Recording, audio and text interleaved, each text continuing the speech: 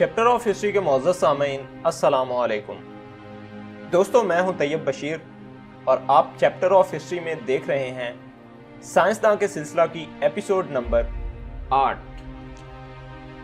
ابراہیم بن جندب اجرام فلکی کے مشاہدے میں مہارت رکھتا تھا۔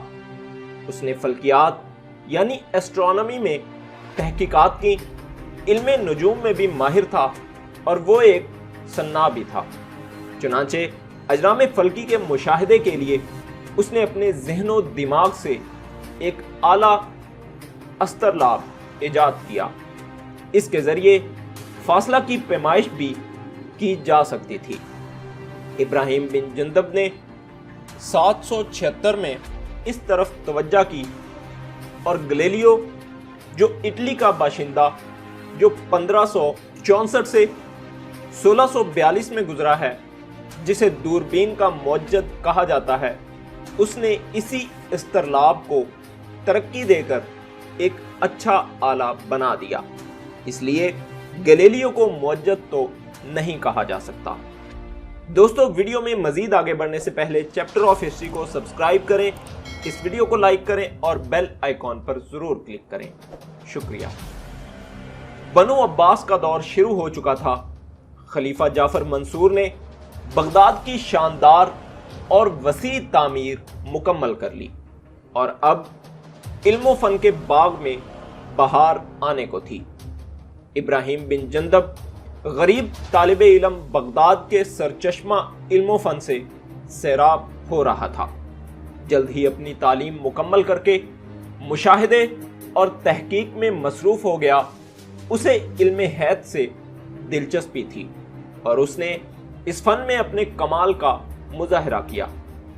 ابراہیم بن جندب نے علم حیت کے مطالعے کے ذریعے اجرام فلکی کا مشاہدہ شروع کیا۔ جلد ہی وہ فلکیات یعنی ایسٹرونومی میں مشاہدے کے ذریعے نئی نئی تحقیقات کرنے لگا۔ وہ دنیا کا پہلا عالی الدماغ نجومی یعنی ایسٹرولوجر تھا۔ ماہر صنع یعنی میکینک ہونے کے سبب اس نے چاند تاروں اور اجرام فلکی کے صحیح مشاہدے کے لیے ایک نیا آلہ ایجاد کیا۔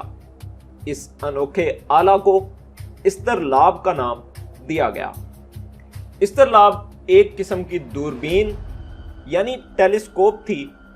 اس دوربین کے ذریعے بآسانی چاند تاروں کا مشاہدہ کیا جا سکتا تھا اور ان کے فاصلے کی پیمائش کی جا سکتی تھی۔ اسطرلاب کی بناوٹ اس طرح تھی کہ اس میں 2 نلکیاں تھیں۔ ایک نلکی اپنی جگہ پر فٹ رہتی تھی اور دوسری نلکی اوپر کی جا سکتی تھی اور دائیں بائیں حرکت کر سکتی تھی۔ یہ نلکیاں ایک اونچے سٹینڈ یعنی تپائی پر لگا دی گئی تھیں۔ عجائبات فلک کے مشاہدے کے لیے یہ پہلی سیدھی سادی دوربین تھی۔ حقیقت یہ ہے کہ دوربین کا موجد ابراہیم بن جندب تھا۔ اس کے جدت پسند دماغ نے ضرورت سے مجبور ہو کر ایک نئی چیز بنائی اور اس سے فائدہ اٹھایا۔ ضرورت ایجاد کی ماں ہے۔ گلیلیو، جس کو دوربین کا موجد کہا جاتا ہے، اس نے اسی تصور کو لیا اور اسطرلاب کو ترقی دے کر ایک ایسا آلہ بنایا جس میں دیگر سہولتیں بھی پیدا کر دی گئیں۔ اس لیے گلیلیو کو موجد تو نہیں کہا جا سکتا۔